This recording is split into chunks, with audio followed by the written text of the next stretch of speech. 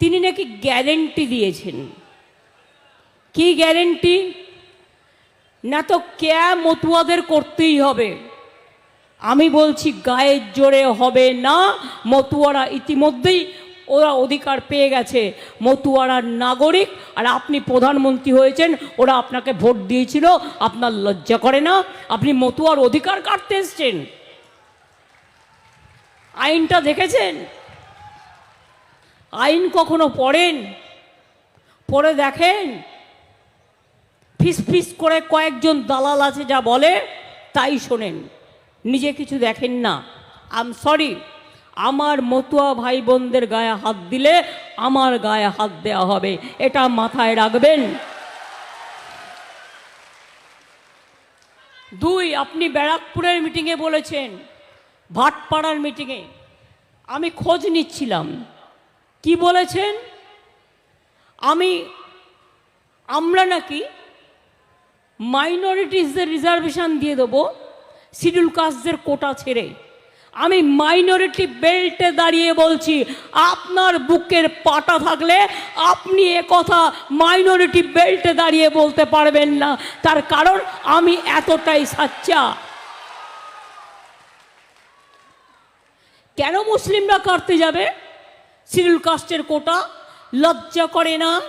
একটা কুৎসাচারী, মিথ্যেচারী, ব্যভিচারী হিন্দু মুসলমানে ভাগাভাগি করেন, লজ্জা করে না? এতদিন তো করলেন, দাঙ্গা দিয়ে তো শুরু হয়েছিল আপনার জীবন। কত লোক মেরেছেন, কত লোকের রক্ত মিশে আছে, আজও তাদের আত্মা খেদে বেড়াচ্ছে। আর বলছেন মুসলিমদের কোটা কেটে, শিডিউল কাস্টদের কোটা কেটে আমি মুসলিমদের দেব? বলো, আপনার মতো বেশি কি বলবো, বেশি রাজনৈতিক বুদ্ধি আমার নেই। আমার রাজনৈতিক বুদ্ধি খুব সীমিত। আমি এই কাজটা অন্যভাবে অনেক দিন আগে করে দিয়েছি। 10 বছর আগে ওবিসি রিজার্ভেশন 17% বাংলায় হয়েছে, আজ থেকে 10 বছর আগে। তার জন্য জেনারেল কাস্টের কোটা বাড়িয়েছি, জেনারেল কাস্ট টাচ করা হয়নি। বরঞ্চ তপশিলীদের কোটা বাড়তে পারে, কোটা কমবে না। আর মুসলিমরা এ ধরনের আচরণ করে না, এটা মাথায় রাখবেন। মানুষকে সম্মান দিতে শিখুন। কারো ধর্ম হিন্দু, কারো ধর্ম মুসলিম, কারো ধর্ম শিখ, কারো ধর্ম ঈসাই, কেউ বা মতুয়া, কেউ বা রাজবংশী, কেউ বা বিহারি, কেউ বা ইউপি, কেউ বা মারোয়ারি, কেউ বা বাঙালি। মাথায় রাখবেন, আজকে মাদার্স ডে।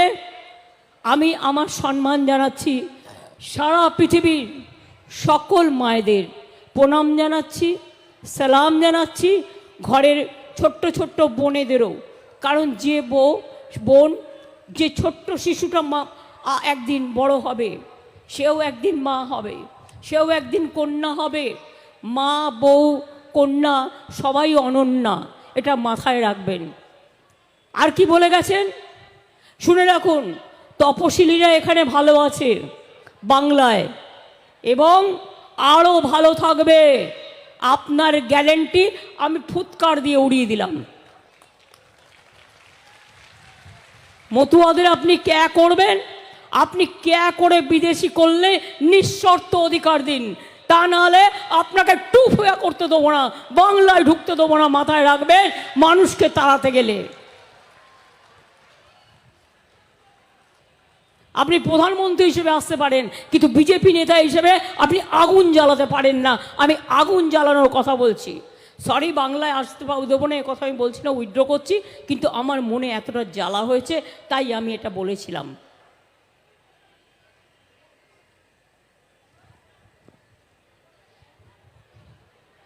বলে বেড়াচ্ছে আমাদের কে নাকি বলেছে সব মন্দির নাকি ভেঙে দেবে। এটা এতই ক্ষমতা, এতই ক্ষমতা। ইন্ডিভিজুয়াল কে কি বললো কি যায় আসে? আগে নিজের দিকে তাকিয়ে দেখুন, সন্দেশখালী মা বোনদের সম্মান কিভাবে নষ্ট করেছেন টাকার বিনিময়ে। লজ্জা করে না?